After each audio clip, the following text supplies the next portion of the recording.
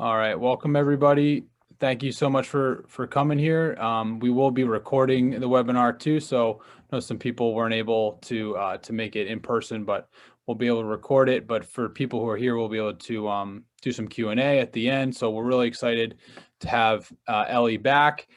She's a licensed nutritionist, tons of letters at the end of her name. Don't really know what all of them mean. She can probably explain what they mean better than I can. But before kicking off to her, I just wanted to do a small plug for our next webinar. And we're bringing Emma Doyle. She's a performance coach back.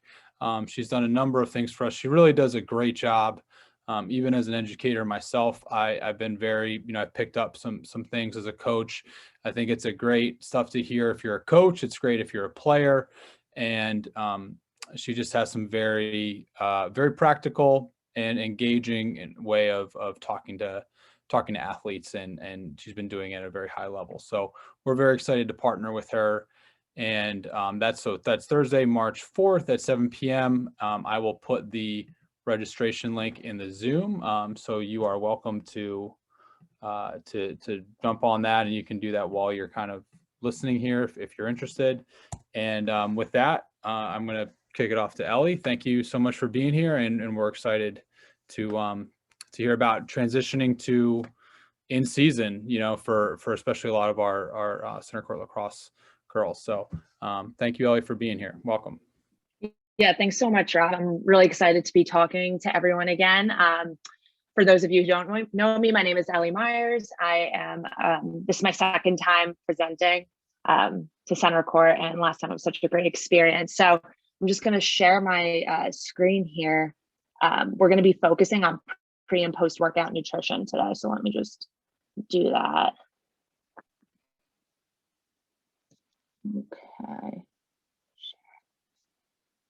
Okay, is this working? All right, I'm gonna just go with it. Perfect, everyone can say, okay, perfect. All right, so like I said, we're gonna be talking about pre and post workout nutrition today. If anyone has any questions, please feel free to just throw them in the chat box. I'll try to get to as many as I can afterwards. I know last time we were really crunched for time, so I'm gonna try and keep it short and sweet this time to leave a little bit more time for questions. But like Rob said, I'm really excited to speak to all of you. I know the spring season is coming up and a lot of your sports schedules are picking up. So I think this is just a great topic to get into. So just a little bit about me. I am a registered dietitian. I have my master's degree in nutrition and food science. And I have my own private practice, Ellie Myers Nutrition. I specialize in sports nutrition, and I work with athletes from youth to the professional level. And these are some of the teams I've worked with, individuals and teams. But I think it's really great that we have you here, because a lot of the things I go over with my really elite athletes on the professional level and my youth athletes are the same. So I think it's great that you're all here to kind of learn. It'll give you a head start. And yeah. All right. So quick overview for the evening. We're going to just talk about some nutrition basics, just get everybody on the same page, especially for those who were not here last time. We'll talk a little bit about why sports nutrition is important. And then we're going to get into some pre-workout, post-workout strategies. I use the word workout, but really what I mean is like any type of activity. So game, workout, lift. I use these kind of interchangeably throughout the webinar. So there really shouldn't be too much of a difference between the way you eat before a long practice and a game. So just keep that in mind. If I say workout, I also mean game too. I'll go over a recommended eating schedule, and then I like to leave you all with a quick smoothie recipe and then time for questions at the end. So quick recap of nutrition basics. When we eat, the unit of energy is calories. So you'll see it on the back of the nutrition label. We're eating calories. And basically that's what gives us energy. It comes off as heat, and it allows us to do the things that we do on the field, on the court. And not even just that, but also just sitting here, looking at your computer, listening to me, you're using calories to do that. So on top of just being a living human being, you are placing high demands on your body as an athlete. So calories are very important for my active individuals and athletes especially. Now, there are basically 3 different ways we can get calories: carbohydrates, which are your breads, your pastas, your fruits, your grains. And that provides the primary source of energy for your high intensity activity. So I'm talking to my like soccer players, lacrosse players, tennis athletes, especially my athletes that play high intensity stop and go sports. You're relying a lot on carbs. Protein is important for muscle repair and recovery. So any of your animal products like chicken, fish, meat, cheese, eggs. And there's also plant sources of protein too that we'll get into later. And then fats are important as well for low intensity exercise. So like a jog, a walk, and just important for regular body functions. Sports nutrition is important because 1, it provides energy. We cannot live, we cannot perform without food. We need that energy. It also, if you're doing it right, it'll decrease your muscle tiredness and soreness. It'll also help improve your immune function when you do it right too. So a lot of my athletes will get run down during the middle of the season. And a lot of that has to do with fueling improperly or under fueling. So like I said, you're placing your body under high demand when you are playing sports at a high level. So you want to make sure that you're eating enough to take care of your immune system as well as perform. Good sports nutrition habits also improve cognitive function, especially for those skill sports too. There's an element of focus in that, and making sure that you're well fueled definitely plays a role. And finally, probably the most important is that when you fuel yourself well, you're going to heal and recover faster. And that's one of the first things I hear when I'm working with a new athlete. As soon as they start improving their nutrition, they'll be like, Ellie, I'm sleeping better, or I'm feeling better for my next workouts. Like, these are good things. These are things that help us get the most out of our workouts and perform better when it matters. So real quickly, some pre-workout goals. So before we're about to do before we're about to play a game or work out, we want to remember these 3 things. We want to have enough carbs. We want to have enough food so we're not hungry in the middle of activity. And we also want to make sure that our pre-game meals and snacks are low to moderate in fat, protein, and fiber. I love this diagram on the right-hand side here. So you can kind of see that the further away you are from game time, the more balanced you want your meal to be. So you can see on the bottom, these are just kind of like meals that correlate with these different time frames. So if you have like 3 or 4 hours before a game, you're going to want to eat like a meal, carbs, protein, and fat. You want something well-rounded. So you can see here, like oatmeal, nuts, and banana. You're getting your carbs, your protein, your fat, pasta, broccoli, and chicken. As you get closer to game time, the emphasis is going to be more on carbs. And that's because carbs is really what provides you with the energy that you need to perform.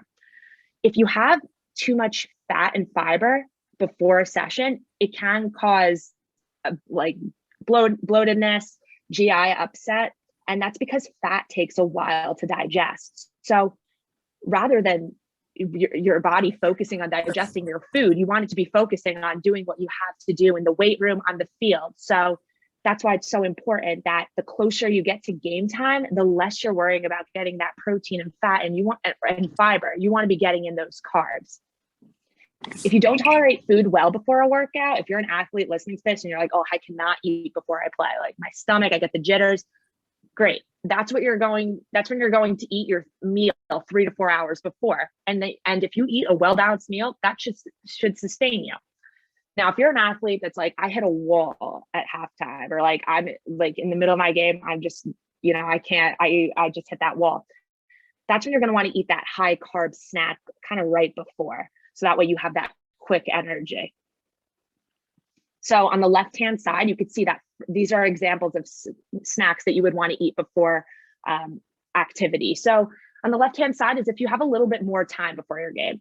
These are all examples that have protein and a carb to keep you full and also provide energy.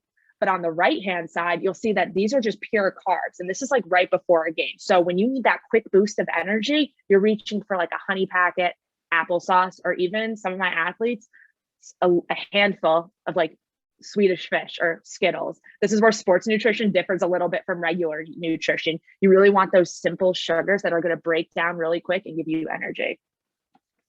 Now for post-workout, it's a bit of a different story. And I love post-workout because it's so easy to remember. You think about the 3 R's. These are the goals. You want to refuel with carbs, and we'll talk more in detail about all of this in a bit. You want to repair with protein. So you want to repair your muscles with protein, and you want to replenish all that sweat that you lost, especially now that spring's coming up, and I promise it's going to get hot soon, with fluids and electrolytes. So carbs. So when you eat right before a game, that's like the quick energy that you're going to burn off in the middle of your game. But you also, before your game or before that pre-game meal, you eat carbs and your body either uses them up right away or you store them. And you store carbs, and it's called glycogen. So glycogen is found in your muscles and your liver. And when you've tapped out all of the energy from your pre-game meal, you're going to start reaching into your glycogen stores. Now, it takes about probably about an hour and a half to 2 hours of high intensity exercise to go through all your body's glycogen stores. So what you want to do after a game is top off those glycogen stores. You want to eat the carbs. So these are some carb examples on the right. Now, just to give you an idea, I don't want to get too mathematical here, but just to give you an idea of how much you might need. If you weigh about 100 pounds, you're going to need half of your weight in carbs. So take your weight, divide it in half, and that's how many grams of carbs you'll need after a game to kind of replenish your glycogen stores. So for example, if you weigh 100 pounds, you need 50 grams of carbs.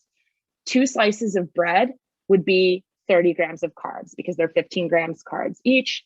A glass of milk would add another 15 grams of carbs. And then you pretty much have almost hit the amount that you would need. Maybe add a piece of fruit in there, and then you definitely have hit it. So I didn't want to get like too mathematical here, but just to give you an idea of how much you need. It's not a ton, but it's basically like a post-game meal. All right, so now we'll get into protein. The goal with protein is to help repair your muscle tissue. And basically, when you do really high intensity exercise, you're making tiny little micro tears in your muscle. And what you want to do is rebuild and repair.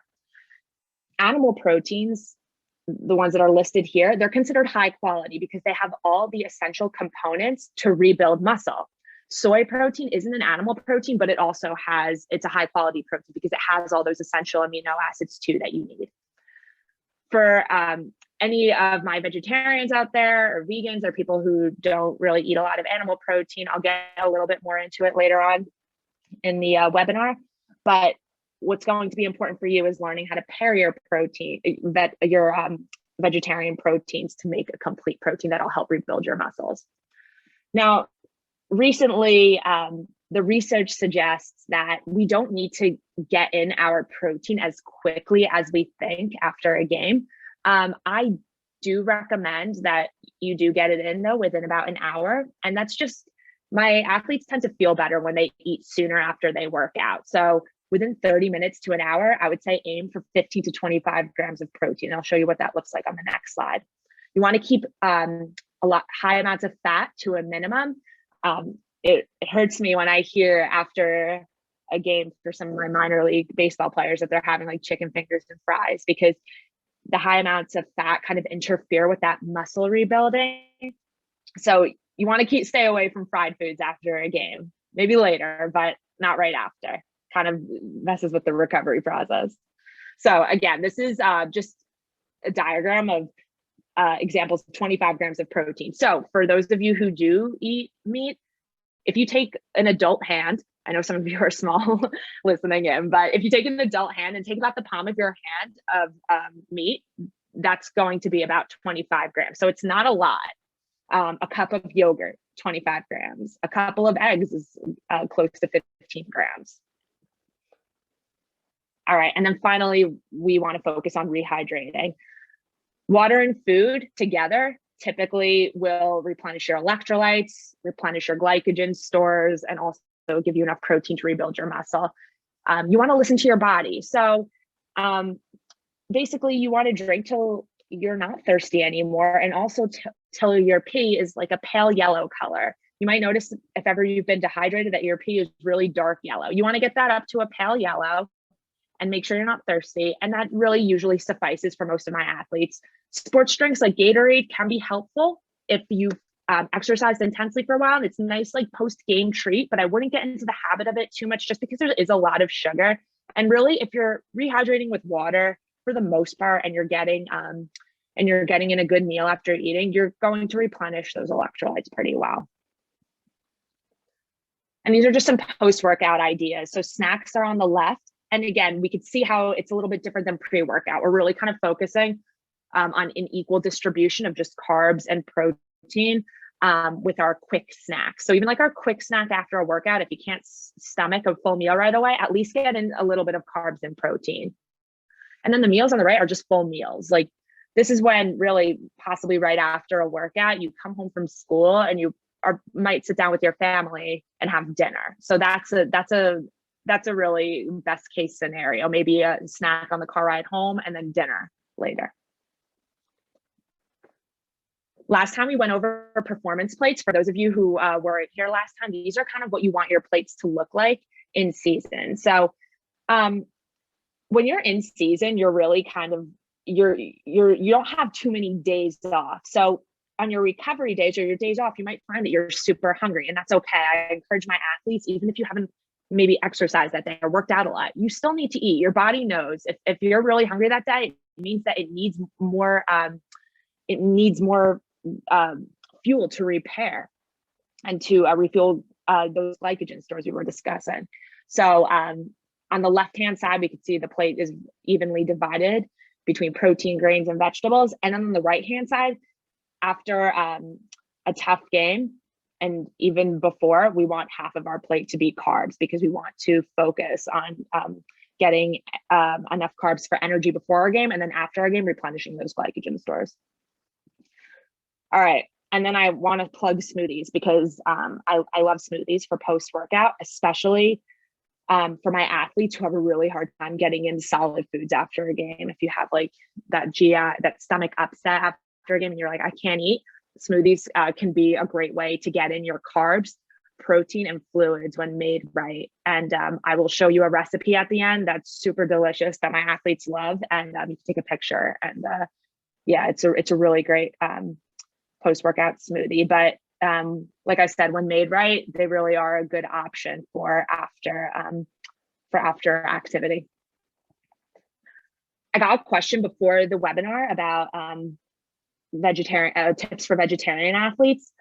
So when you're vegetarian, it means that you eat, you'll eat dairy, you'll eat eggs, you'll eat animal byproducts or like things that come from animals, but you won't eat animals themselves. Some vegetarians will eat fish. I've heard of that, but and then vegans, people that have a vegan lifestyle, they will not eat any animal products or any animal byproducts.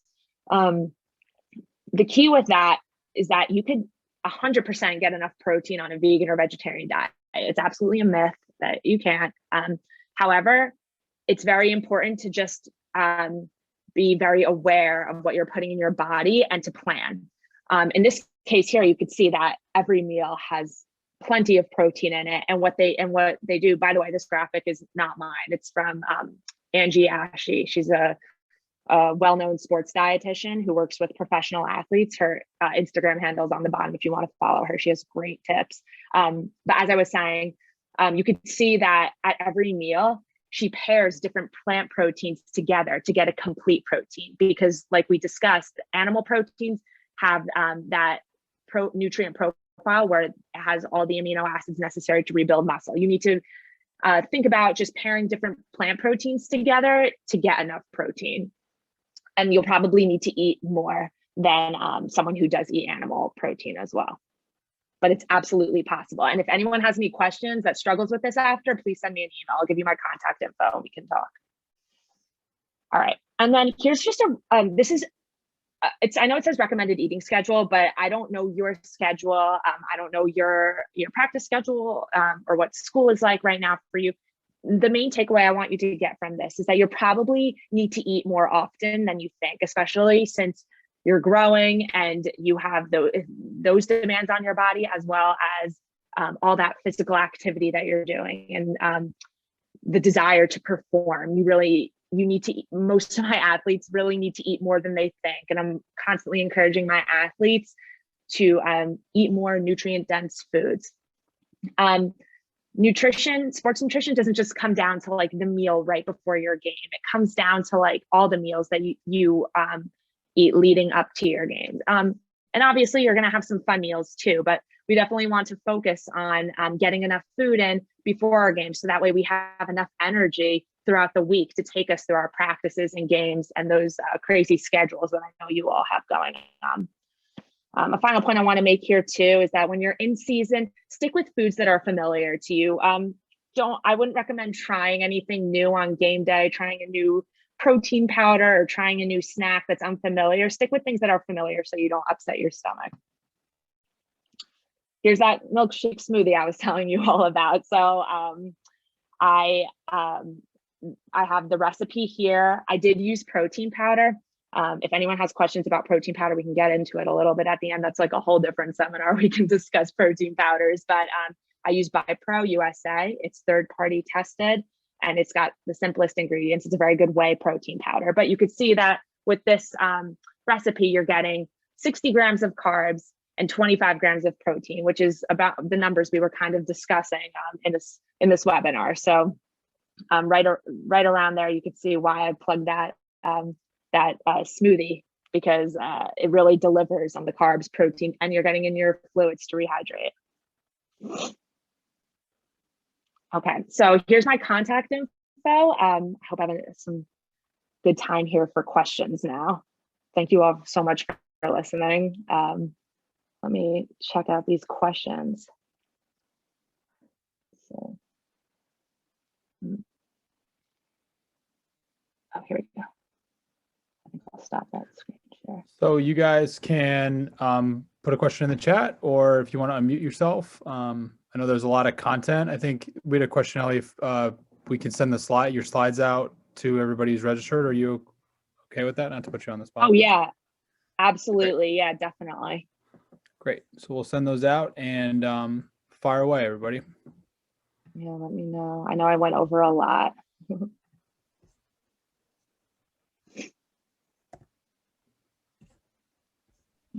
Hey, if no one's speaking, can you hear me? Yep. Yes. Okay, good. Then I'll just throw one out there. I coach high school tennis, and especially the boys on the team. They love to have chocolate milk. Like the night before the game, they want to have chocolate milk at dinner. And then after the competition's over, chocolate milk. And I've always thought that they could probably come up with a better alternative because chocolate milk typically has so much sugar in it. But I saw on one of your slides, it said chocolate milk.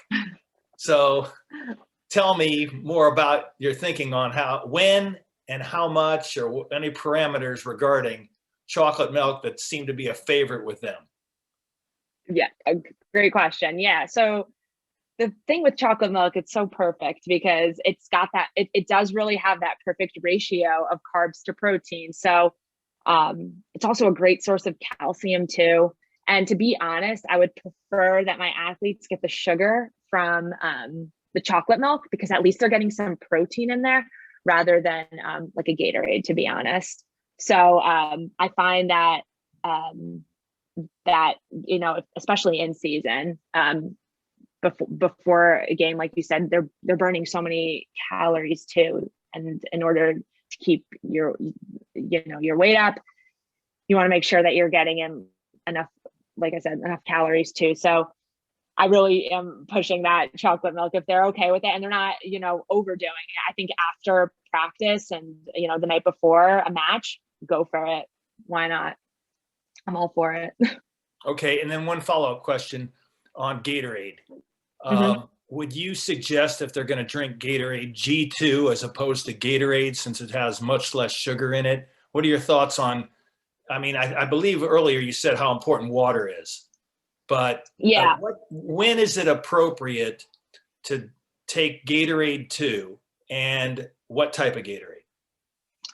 Yeah, so the thing is, I think with Gatorade, I think it's fine. First of all, I think it's fine that if the athlete is used to it and they want to do the G2 and they want to do the regular Gatorade, I'm not against it. What I am against, or not really for, is doing it after every practice, every game, getting into the habit of Gatorade. Because the other thing is too, is like these sugary drinks, sometimes it dulls the appetite too. And what we really need to be doing is refueling with real food after the game. So whether the athlete wants to do Gatorade or G2, I don't have like a huge problem with, they could also water it down. That's fine too. But I think it's important to remain focused on getting enough real food in after these games, rather than relying on just a quick burst of sugar after a game to replenish the fluids and electrolytes. I found that a lot of my athletes, even my hockey athletes who are on the ice for hours and hours, they also do well with an orange juice coconut water mix with a pinch of salt in it too. So if we want to kind of stick with the more natural stuff and stay away from the added sugars and the colors, that's an option too. If you're playing on a hotter days and you're going to be playing singles like in tennis, you're going to be out there for a while, is it a good idea to put some Gatorade in your water, or just go with water? That it's fine to put some Gatorade in your water. A lot of it too depends on what the athlete is used to. The other thing too, with like the problem also, like I said before, with like just straight Gatorade is it's so high in sugar that for an athlete, especially who's not used to it, but any athlete really, that rush of sugar draws in a lot of like your like body stores of water. So you might end up feeling kind of sick because it's just like an influx of all this sugar. So I really do recommend watering it down for everyone. So yeah, pour in a little bit. And also, especially if it gets you to drink too. Like I also, it's you could see how it's kind of like, it's not one size fits all. So, if it gets my athletes to drink, and if that's how they're going to drink more water, if they have a splash of Gatorade in it, then yeah, go for it. We just don't want to take the focus away from getting in real food and getting in enough water after our games too and matches. And hydrating before, I imagine, as well. I guess that's the day before even, right? Oh yeah, always. So like, it's kind of what I was saying. We have to make sure that like, it's not just the night before a game. We have to constantly make sure that we are doing these things, because we also think about it too. It's like every practice, we want to get the most out of it that we can. And also hydration is super important for injury prevention too.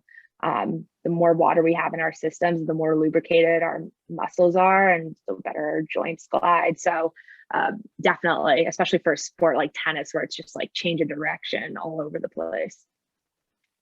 Thank you, Ellie. Awesome. Yeah, thanks for the question. A couple of questions about protein, how much protein to eat, and eating eggs every day, and about like people with nervous stomachs or Sure. things like that. Great questions. Yeah, these are great questions. Okay, so how much protein should you eat per day, and is it different on game day? So it's going to be a little bit different for everybody, and it really depends on your body size. So the way I kind of calculate my athletes' protein needs, and this is super broad, honestly, if you want to send me an email or a direct message on Instagram, I could help you further. But what I'll do is I'll take the athlete's weight in kilograms, and then I'll multiply that by somewhere usually between 1.2 to 1.7. But it could even be more depending on the athlete's goals, if they want to gain or lose weight. So I would really need to know more about the athlete. But that's just a broad explanation. And it is how much protein you need different on game day. So really the focus on game day is before the game, especially, is more so on carbs. So your nutrition on game day might be a little bit different. But after your game, you're going to want to make sure that you have about a quarter of your plate protein. So you are going to go pretty heavy on the protein after your game. So I think ultimately it all kind of evens out.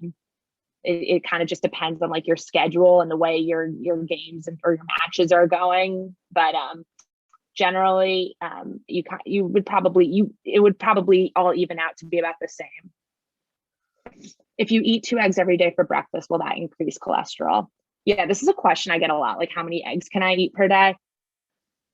We're finding out more in the research that eating eggs really doesn't have as much of an impact on your cholesterol. It's more so if you're eating animal products that are high in cholesterol. So fatty cuts of meat, a lot of full fat cheeses, things like that. So it's not really the eggs itself. Unless I had someone that really had a concern with that, I would say that 2 eggs every day really would be fine. Any tips for a player with a nervous pregame stomach? Yeah, well, I feel for you on that because I've definitely experienced that. So the best thing to do, honestly, is to give your child, or whoever this is, if you are the athlete, and during the off season is really the best time to kind of experiment with this. And I know it's hard because you're not actually playing a game, but maybe before practices, kind of give it a try. But first thing I would probably recommend is trying to eat just like 3 or 4 hours before the game. And if you eat a substantial enough meal, that really should be fine to take you through until like before the game and then throughout the duration of the game. If you're having a hard time getting in a lot of food right before a game, you need a little snacks ahead of time, that's okay too. And that's where honestly sometimes the honey packet or again, like I said, sports nutrition is different from general nutrition. That handful of Swedish fish or Skittles, where it's just a quick little burst of sugar that's just going to kind of give you that quick energy right before your game. And it might work for your athlete, it might not. It's a little bit of trial and error, but I would start with the eating further ahead of your game first, and then maybe trying, like, if that's not settling, just some quick sugar right before the game, like little micro snacks, like leading up to the game, that are like mainly carb focused. All right, I think I got through the questions. If there's any other quick questions for Ellie. All right, well, another great job, Ellie. Thank you. We will send out, those slides were great. We'll make sure to send those out with everybody along with the recording once we kind of get through and process everything. But, good luck with everybody with the start of spring sports, hopefully pretty soon. And look out for more webinars, more nutrition stuff from Centercourt. So thanks, everybody, and have a great night. All right, thank you so much. Thank you. Great. All right, have a good night. All right, thank you, guys. Bye.